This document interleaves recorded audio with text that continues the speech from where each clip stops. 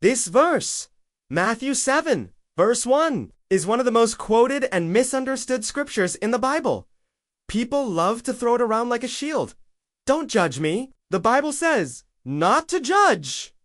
But let's get real for a second. Jesus isn't saying you can never make any kind of judgment. He's warning against hypocritical, self-righteous, and surface-level judgment. He's calling out the Pharisees and anyone who thinks they're better than others, using God's word as a weapon instead of a mirror. If you look at John 7, verse 24, Jesus says, "Judge not according to the appearance, but judge righteous judgment." That means don't judge by what you see on the outside.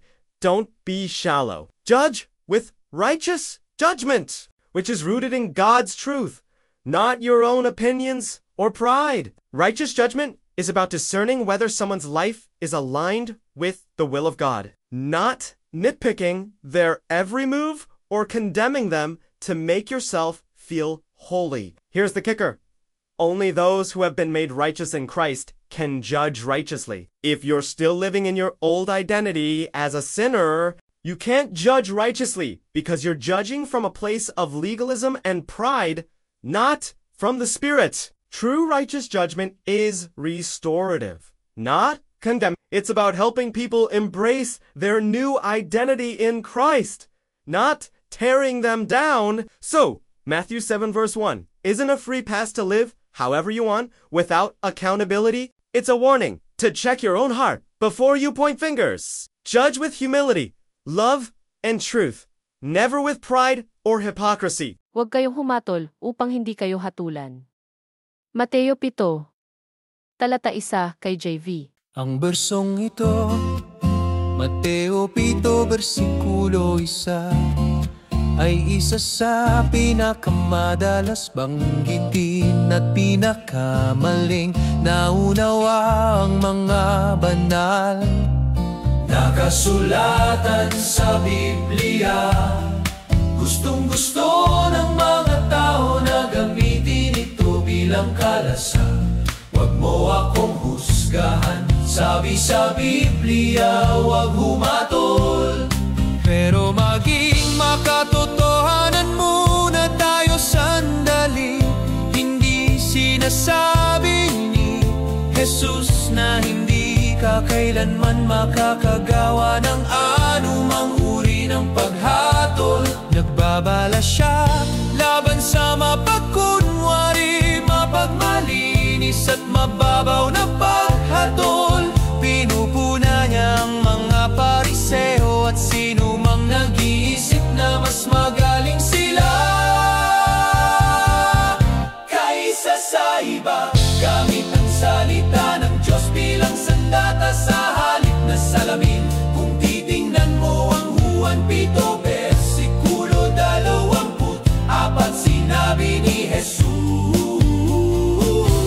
huwag kayong humatol.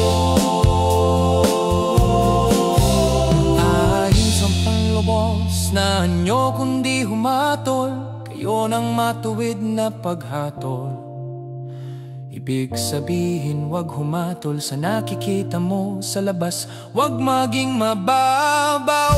Maghatol ng may matuwid na paghatol, na nakaugat sa katotohanan ng Diyos. Hindi sa sarili mong opinyon o pagmamataas. Ang matuwid na paghatol ay tungkol sa pagtukoy kung ang buhay ng isang tao ay naayon sa kalooban ng Diyos, hindi sa pagiging mapaghanap na mali sa bawat kilos nila o sa pagkundena sa kanila para lang maramdaman mong banal ka. Ito ang nakagulat.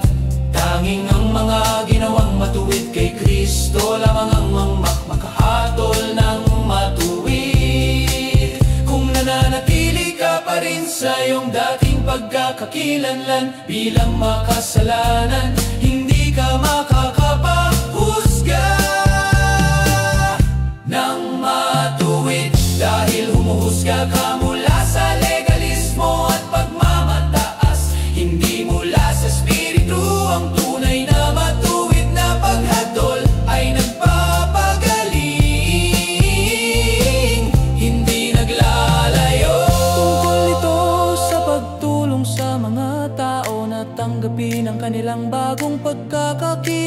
lang kay Kristo, hindi sa pagwasak sa kanila. Kaya ang Mateo 7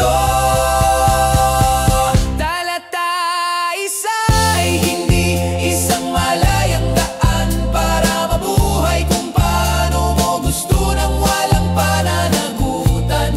Ito ay babala na suriin muna ang sariling puso bago tumuro. Mga tol ng may pagpapakumbaba, pagmamahal at katotohanan, hindi kailanman ng may pagmamataas o pagkukunwari.